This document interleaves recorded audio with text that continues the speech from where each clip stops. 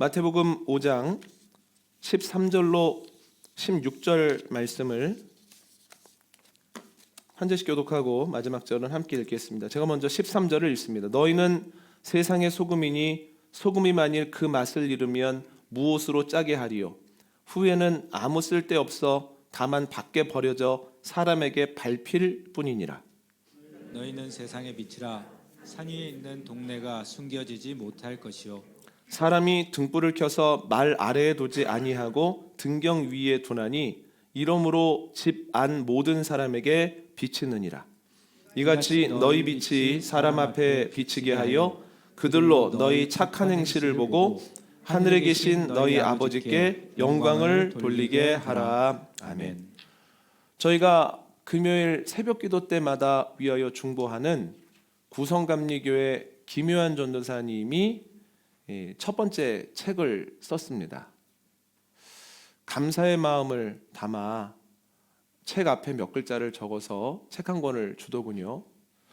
마땅히 바로 읽고 책에 대한 이야기를 하면서 즐거운 시간을 가져야 하는데 여러 가지 일로 분주해서 머릿말과 목차를 우선 읽고 책장에 넣어 두었습니다.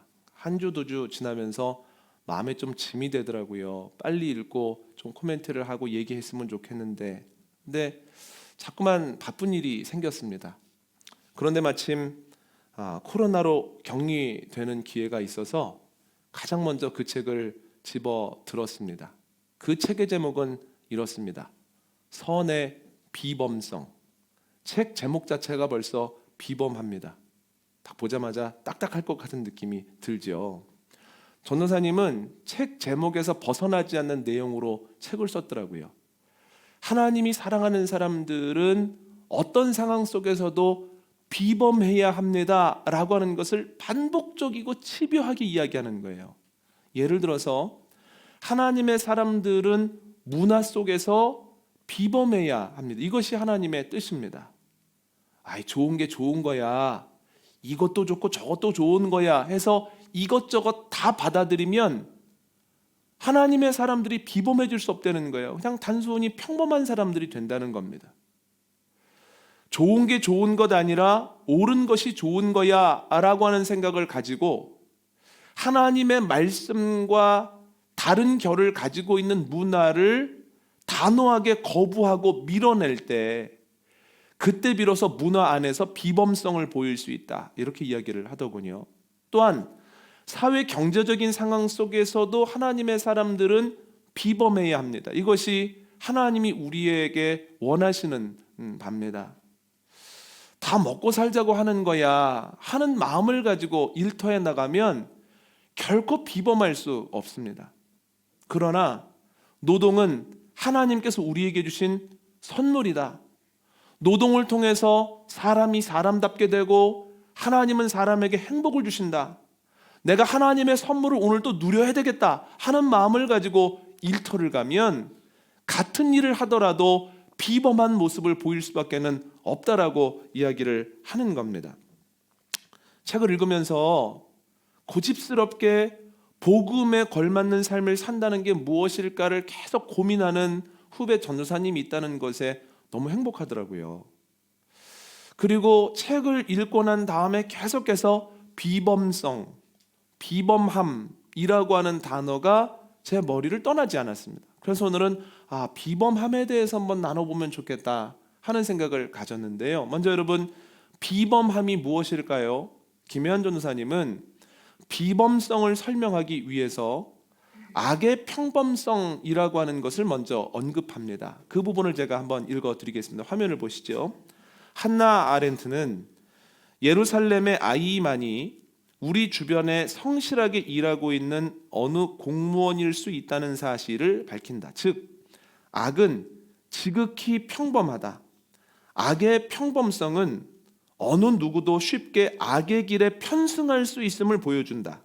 그렇다면 선은 어떠한가? 선도 평범한가? 선한 일을 우리 주변에서 쉽게 볼 수 있는가? 이웃을 구하기 위해 차도에 뛰어든 어느 청년의 이야기, 크리스마스에 보육원과 요양원에 익명으로 기부하는 기부천사 이야기, 등등의 이야기를 마주할 때면 우리는 선도, 우리 주변에 놓여 있는 평범한 것이라고 착각한다. 이 뒤에는 선은 결코 평범하지 않다라고 하는 내용이 이어집니다. 여러분, 성경이 반복적으로 이야기하는 것이 있습니다. 인간이 죄인이라는 거예요. 죄를 지었기 때문에 죄인이 아니라 죄인이기 때문에 계속해서 인간은 죄를 짓습니다. 주님이 구원을 해 주셨음에도 불구하고 옛 습관과 자아가 고쳐지지 않아서 여전히 우리는 죄로의 경향성을 가지고 있습니다. 그래서 소견에 오른 대로 하다 보면 좋은 일이 생기기보다는 시간이 지나고 보면 안타까운 일, 이게 선한 일이 아니었구나 라고 생각할 만한 것들이 더 많다는 거예요. 여러분, 홧김에 어떤 말을 했을 때 긍정적인 효과가 많습니까? 부정적인 효과가 많습니까? 부정적인 일이 더 많이 일어난다는 거예요. 죄로의 경향성을 가지고 있기 때문에 내 속에는 옳은 대로 하고 싶은 대로 했을 때 악한 결과를 가져오는 경우가 훨씬 더 많습니다. 또한 세상의 풍조에 몸과 마음을 맡기면 자연스럽게 하나님과는 멀어진다는 거예요. 이것이 악의 평범성입니다. 그냥 놔두면 바람이 부는 그 방향 흐름 따라 나아가게 되어 있습니다. 그런데 선을 행하는 것은 어렵습니다.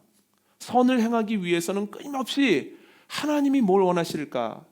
하나님의 뜻이 무엇일까를 고민하면서 내가 예전부터 가지고 있는 습관과 싸우기 위해서 매일매일 노력해야 한다는 거예요. 이것이 선의 비범성입니다. 그래서 이 김현 전사님은 우리가 똑같은 삶을 살아가면서도 남들도 다 할 수 있는 대로 살아가는 것이 아니라 남들은 할 수 없는 모습으로 살아가야 된다라고 이야기하죠. 이게 선의 비범성이라는 거예요. 그러면 이 어려운 비범함을 왜 우리는 가져야 될까요? 간단합니다. 주님이 원하시기 때문입니다. 한번 성경을 읽어볼까요? 레위기 11장 44절과 45절을 읽겠습니다. 시작. 나는 여호와 너희의 하나님이라. 내가 거룩하니 너희도 몸을 구별하여 거룩하게 하고 땅에 기는 길짐승으로 말미암아 스스로 더럽히지 말라. 나는 너희의 하나님이 되려고 너희를 애굽 땅에서 인도하여 낸 여호와라. 내가 거룩하니 너희도 거룩할지어다. 아멘. 하나님이 시내산에서 이스라엘 사람들과 언약을 맺으십니다. 모세를 시내산에 부르셔서 가장 기본적인 10계명을 알려주시고 또한 성막을 지으라고 명하십니다. 이스라엘 사람들이 순종하죠. 성막이 지어지는 것으로 출애굽기가 맞춰집니다. 그리고 이어서 레위기에서 하나님은 그 성막 안에서 어떤 예배를 어떻게 드려야 하는지를 알려주시고 또한 예배를 마치고 성막 밖에서는 어떠한 기준을 가지고 살아야 하는지를 알려주신다라고 하는 거예요. 그걸 다 알려주신 이후에 뭐라고 중간중간에 말씀하시냐면 너희가 이렇게 살아야 하는 이유는 이것이다. 나는 여호와다. 하나님이다. 내가 거룩하니 너희도 거룩해라. 나는 너희를 애굽에서 인도하여 낸 하나님 여호와니 너희도 거룩해야만 한다. 이렇게 얘기를 하십니다. 하나님이 원하시는 것은 우리가 자녀된 자로서 하나님의 백성으로서 하나님 닮아가는 겁니다. 하나님은 거룩하십니다. 그럼 우리도 당연히 거룩해야 합니다. 거룩하다라고 하는 것은 구별된다는 뜻입니다. 그러니까 하나님은 똑같은 세상 안에서 살아가면서도 하나님의 자녀들만은 뭔가 구별된 삶을 살았으면 좋겠다라고 우리에게 원하신다는 거예요. 그러니까 거룩하다, 구별하다라고 하는 것은 오늘 본문에 나오는 우리가 나누는 단어로 이야기하자면 주님은 우리에게 비범하기를 원하신다는 거예요. 주님이 원하시기 때문에 우리는 이 땅을 살아가면서 비범해야 합니다. 그런데 신약을 보면 예수님도 비범하라고 명령하셨습니다. 오늘 본문 13절과 14절 한번 읽어볼까요? 시작. 너희는 세상의 소금이니 소금이 만일 그 맛을 잃으면 무엇으로 짜게 하리요? 후에는 아무 쓸데없어 다만 밖에 버려져 사람에게 밟힐 뿐이니라. 너희는 세상의 빛이라. 산 위에 있는 동네가 숨겨지지 못할 것이요. 아멘. 예수님께서는 제자들과 무리들과 우리들에게 너희는 세상의 소금이 되고 빛이 되라 이렇게 말씀하셨습니다. 여러분, 소금을 생각해 보면 소금은 무척이나 비범한 물질입니다. 언제 어디서나 똑같이 짠맛을 냅니다. 어떤 것을 접촉하고 있다고 해서 맛이 오염되지 않습니다. 오히려 접하고 있는 그것을 짜게 만들고 맛이 나게 한다는 거예요. 썩어진 것 옆에 있다고 해서 썩는 것이 아니라 썩어져 가는 것을 고치기도 하고 정화하기도 하고 썩지 않도록 막아내는 역할을 한다는 거죠. 소금은 비범한 물질이에요. 그뿐입니까? 빛도 비범합니다. 여러분, 어두울수록 모든 물질은 어둠에 갇히지만 빛은 어두울수록 그 존재를 더 분명하게 드러낸다라고 하는 거죠. 그래서 주님께서 우리에게 너희가 세상의 소금과 빛이 되라고 하신 것은 우리에게 너희 비범해야 된다, 소금과 빛과 같은 존재가 되어야 된다라고 말씀하셨다라고 하는 거죠. 그런데 여러분, 이것이 쉽지 않습니다. 그냥 흐름 따라 사는 것이 편하고 사람들이 걸어가는 대로 걸어가는 것이 속편합니다. 그럼에도 불구하고 주님께서는 이렇게 명령하시죠. 반복해서 말씀드리는 것처럼 주님의 명령에는 두 가지 약속이 들어 있습니다. 할 수 있어. 할 수 있게 할 거야. 그럼 주님께서 너희 소금과 빛이 되라 라고 명령하셨을 때는 어떤 약속이 있을까요? 너희 세상 속에서 소금과 빛이 될 수 있어. 될 수 있도록 내가 도울 거야. 너희 평범하지 말고 비범해라 말씀하실 때 어떤 약속하실까요? 너희 비범할 수 있어. 너희가 비범한 모습 보일 수 있도록 내가 도울 거야. 여러분, 때를 따라 돕는 은혜를 받아 같은 상황을 살면서도 같은 일을 하면서도 다른 비범함을 보이는 그 삶을 살아감으로 주님을 기쁘시게 하는 저와 여러분 되시기를 원합니다. 우리가 교리로 주님을 증명하는 것이 아니라 우리가 어떤 단어로 어떤 말로 주님을 드러내는 것이 아니라 우리의 삶으로 능력으로 주님을 드러낸다는 거예요. 그래서 성경은 이렇게 말하죠. 하나님의 나라는 말에 있지 않고 능력에 있다는 거예요. 똑같은 상황인데 그가 하는 행동이 비범할 때 아하, 하나님의 나라가 능력이 있구나. 하나님의 사람은 뭔가 다르구나. 뭔가 지금 다른 일이 벌어지고 있구나 라고 하는 것을 알게 된다라고 하는 거죠. 여러분, 주님 약속하셨으니 주님께 힘을 받아 소금과 빛의 삶을 살아가는 복된 한 주일 되시기를 원합니다. 그런데 구체적으로 비범함으로 나아간다고 하는 것이 뭘까요? 상황마다 다를 겁니다. 그런데 오늘은 어려움 앞에서 비범함으로 살아간다라고 하는 것, 그것을 위해서는 뭐가 필요할까라고 하는 것을 나눠볼 텐데요. 첫 번째, 어려울 때 문제 앞에서 비범하기 위해서는 말씀을 믿음으로 전환해야 된다는 거예요. 성경을 보면 하나님의 사람들도 끊임없이 문제를 만납니다. 똑같습니다. 사람이 경험하는 것 거기서 거기입니다. 그런데 똑같은 문제 앞에서 평범한 모습을 보인 사람이 있고 비범한 모습을 보인 사람이 있습니다. 그 대표적인 사람이 바로 모세입니다. 출애굽기 14장 한번 읽어볼까요? 출애굽기 14장 12절로 14절입니다. 시작. 우리가 애굽에서 당신에게 이런 말이 이것이 아니냐 이르기를 우리를 내버려 두라 우리가 애굽 사람을 섬길 것이라 하지 아니하더냐 애굽 사람을 섬기는 것이 광야에서 죽는 것보다 낫겠노라. 모세가 백성에게 이르되 너희는 두려워하지 말고 가만히 서서 여호와께서 오늘 너희를 위하여 행하시는 구원을 보라. 너희가 오늘 본 애굽 사람을 영원히 다시 보지 아니하리라. 여호와께서 너희를 위하여 싸우시리니 너희는 가만히 있을지니라. 아멘. 이스라엘 사람들이 하나님의 인도를 따라 광야길을 갑니다. 따라갔을 뿐입니다. 그런데 앞에 홍해가 막고 있습니다. 어떻게 해야 하나 고민하는데 뒤에서 흙먼지가 일어납니다. 정신을 차린 바로가 보낸 병거와 군사들이 바로 이스라엘 사람들의 턱 밑까지 추격한 겁니다. 조금만 있으면 이스라엘 사람들의 후미가 이제 그들에게 잡히게 생겼습니다. 이 모습을 보고 이스라엘 사람들이 굉장한 두려움을 느낍니다. 그리고 모세에게 몰려가서 원망하기 시작합니다. 애굽에 매장지가 없어서 우리를 이리로 끌고 나왔습니까?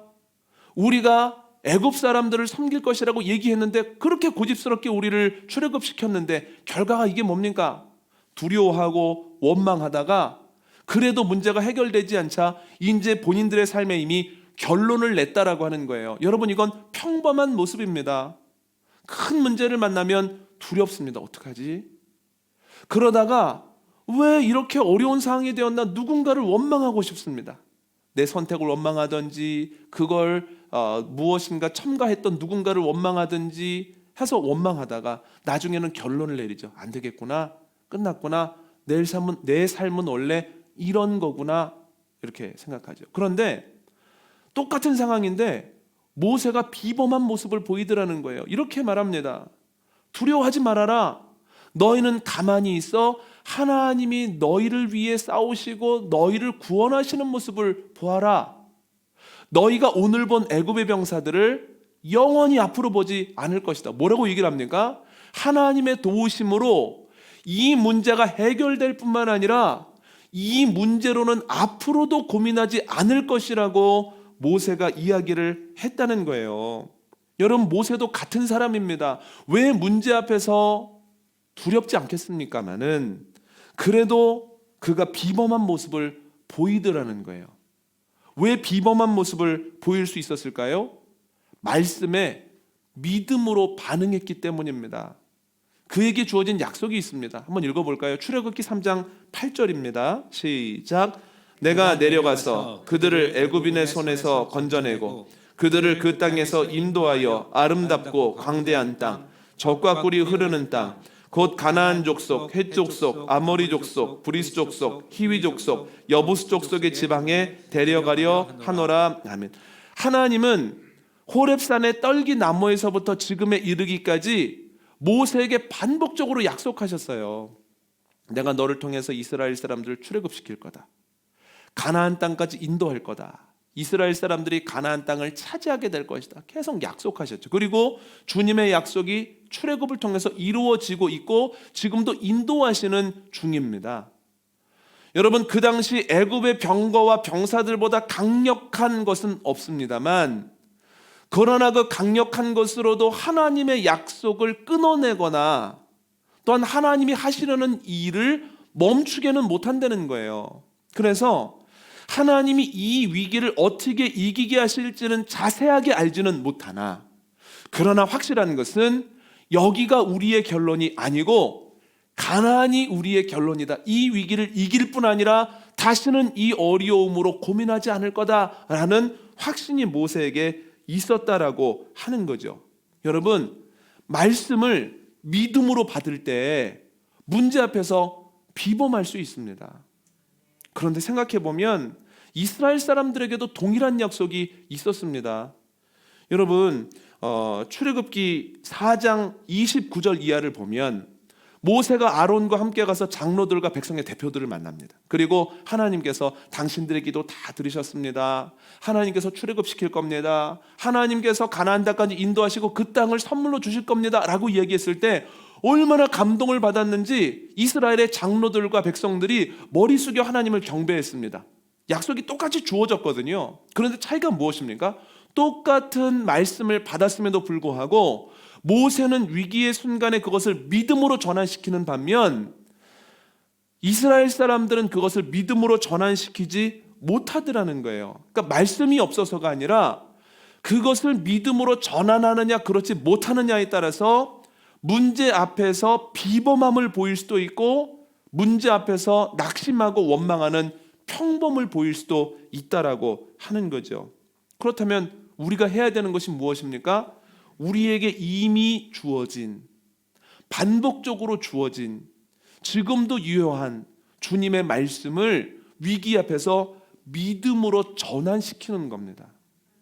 그러면 분명히 믿음의 고백을 가지고 그 문제와 맞서 싸울 수 있습니다. 2주 전 목요일 날 아침에 둘째 아이가 목 아파 그러는 거예요. 그래서 그래, 키트도 어제 도착한 김에 한번 해볼까 시험 삼아. 그리고 시험 삼아 했는데요. 자가진단 키트에 2줄이 나왔습니다. 그 순간 매우 당황스럽고 머리가 복잡해졌습니다. 왜냐하면 그 전주와 그 전전주에 지인 두 가정이 확진이 됐는데요. 전염성이 얼마나 센지 통화를 하면서 들었거든요. 야, 한 명이 걸리면 가족들은 다 걸릴 수밖에 없구나. 전염력이 대단하구나라고 하는 것을 익히 알고 있던 차에 아이가 확진이 됐잖아요. 그런데 더구나 그 전날 저녁에 가족들이 한 차로 꽤 오랫동안 이렇게 이동을 했습니다. 가족 간에 오래 이동을 하면서 마스크를 쓰고 있나요? 마스크를 다 벗고 있잖아요. 그런데 심지어 그날 전날 저녁에 둘째 아이가 기분이 좋았는지 평소에는 그렇게 해주지 않는데 자발적으로 돌아다니면서 엄마 아빠 입술에 뽀뽀를 계속 해대는 거예요. 그리고 더 심각한 건 뽀뽀를 해주겠다고 하니까 6학년짜리 남자아이가 가만히 있겠습니까?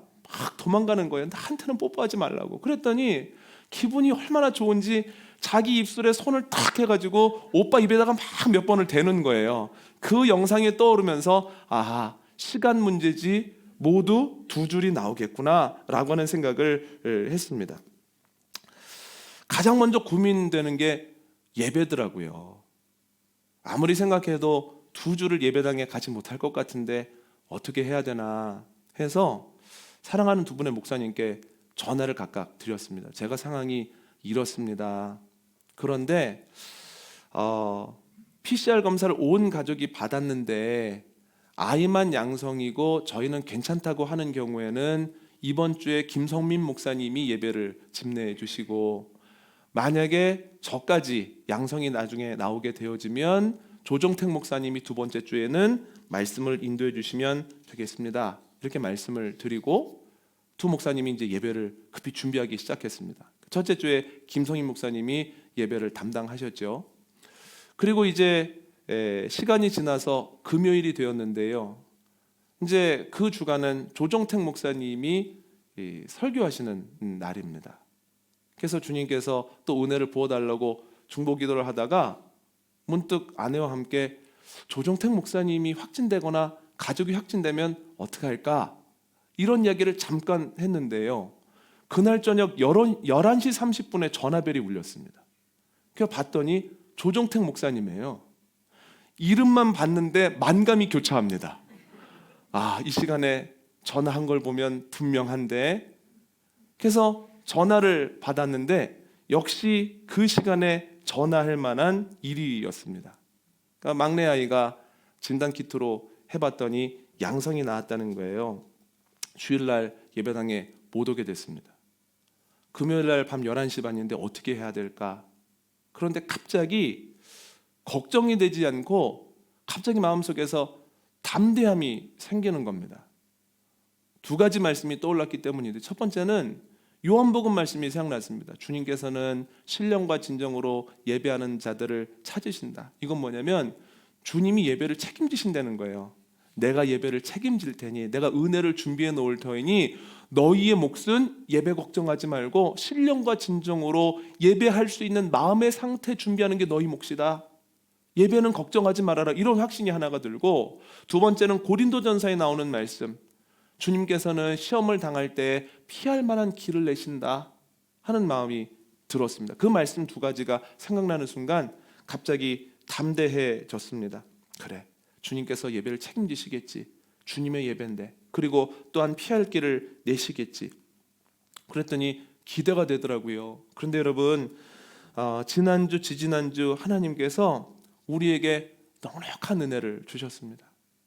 말씀이 얼마나 순전하고 얼마나 강력한지 저도 말씀을 듣고 은혜를 받아 일주일 동안 그 주일 예배 말씀을 계속해서 되뇌이면서 살았습니다. 그래, 하나님께서는 가장 좋은 것을 주신다는데, 하나님께서는 가장 좋은 것을 주신다는데 어떤 상황 속에서도 그 말씀을 붙들게 되고, 또한 두 번째 주에는 그래, 주님께서는 성령님을 통해서 우리를 만나 주시는데, 눈에 보이지는 않아도 그러나 성령님을 통해서 상황을 통해서 누구보다도 확실하게 알려주시는데 내가 왜 걱정을 할까? 그 말씀을 붙들고 사는데 너무너무 행복하다고 하는 것을 느꼈습니다. 여러분, 모든 사람에게는 구원에 대한, 그리고 구원 이후의 삶에 대한 주님의 약속이 이미 주어졌습니다. 우리가 해야 할 것은 이미 우리에게 주어진 말씀을 위기의 순간에 믿음으로 전환하는 겁니다. 옛날에 이스라엘 사람들에게 있었던 역사적 사건이나 이야기가 아니라, 지금 이 순간에 나를 위한 말씀이구나, 나에게 하신 말씀이구나, 나를 위해서 이미 그때 기록해 놓은 말씀이구나, 믿음으로 반응하면 낙심하지 아니하고 힘을 내고 오히려 기대하게 되고, 기대를 넘어서는 하나님의 은혜를 경험하게 된다는 거예요. 여러분, 말씀이 너무 풍성하게 주어졌습니다. 그 말씀에 믿음으로 반응하는, 믿음으로 전환하는 저와 여러분 되시기를 원합니다. 두 번째는 믿음을 행동으로 전환할 때 비범한 삶을 살 수 있다는 거예요. 문제 앞에서 야고보가 이야기하는 것처럼 믿음은 행동이 됩니다. 행동이 있어야 믿음입니다. 여러분, 모세의 경우를 보십시오. 말씀을 믿음으로 전환한 이후에 행동을 하는데요, 크게 두 가지로 나타납니다.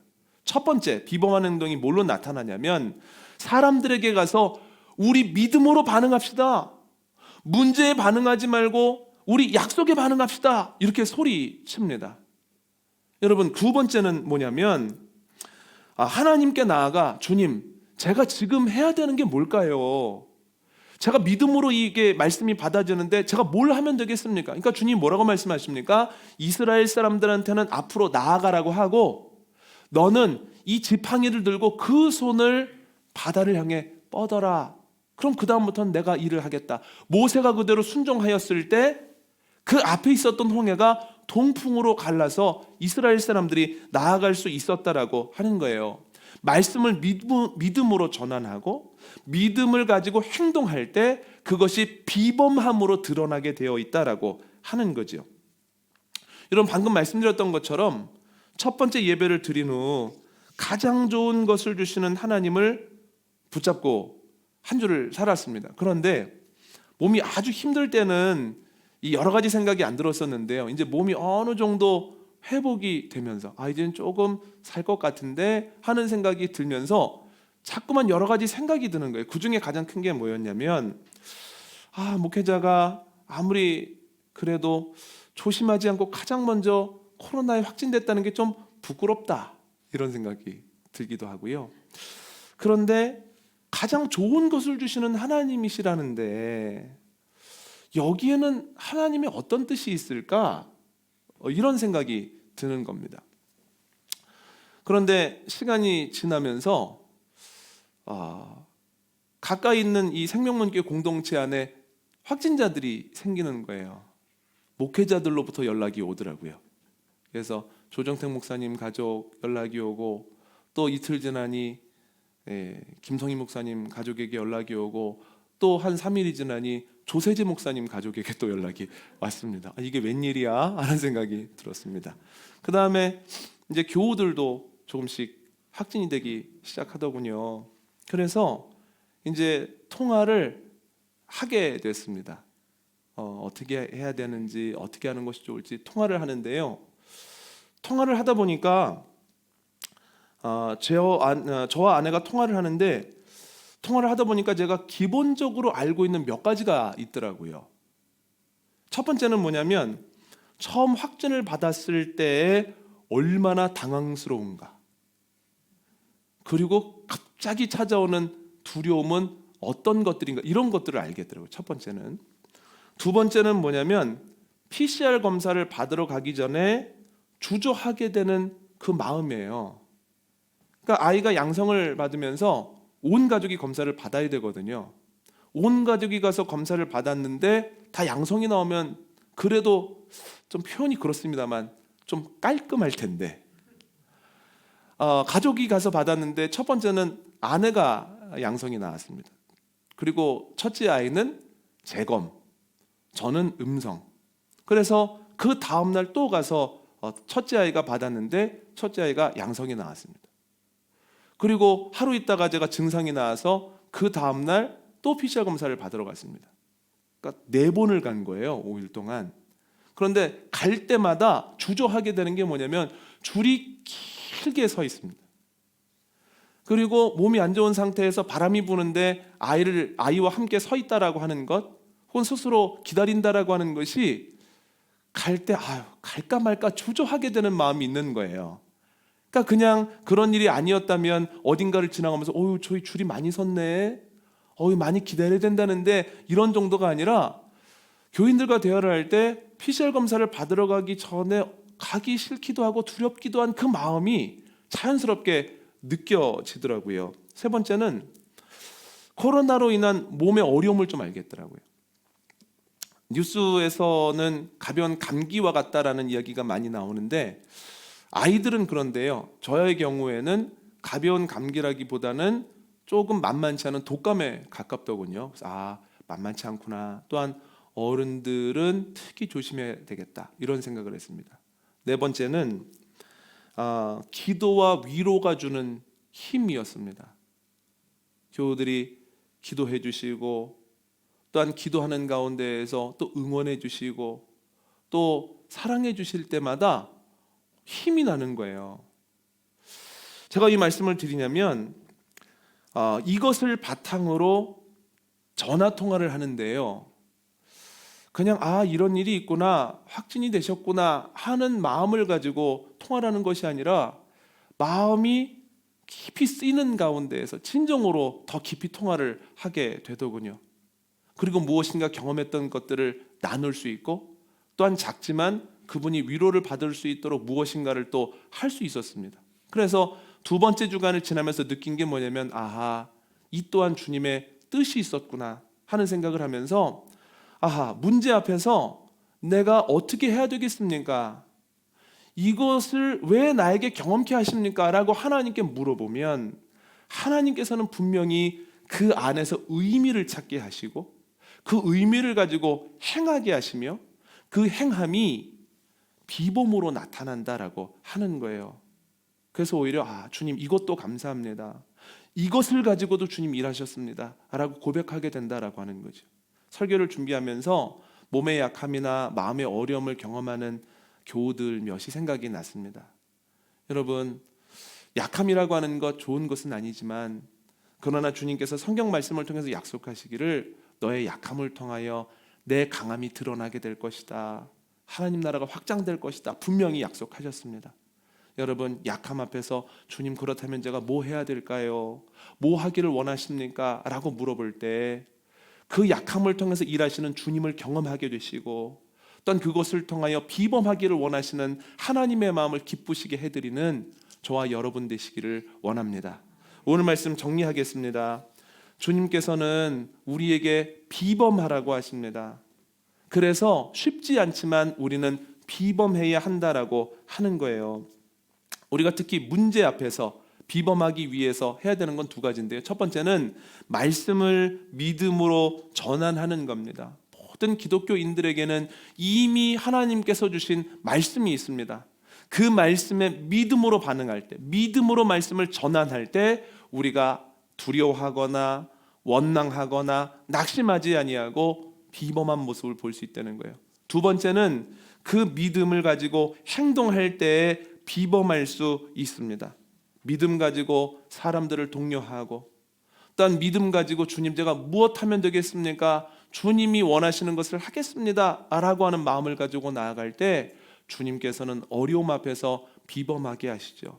여러분, 평범하지 아니하고 비범함으로 하나님을 기쁘시게 하는 복된 한 주일 되시기를 원합니다.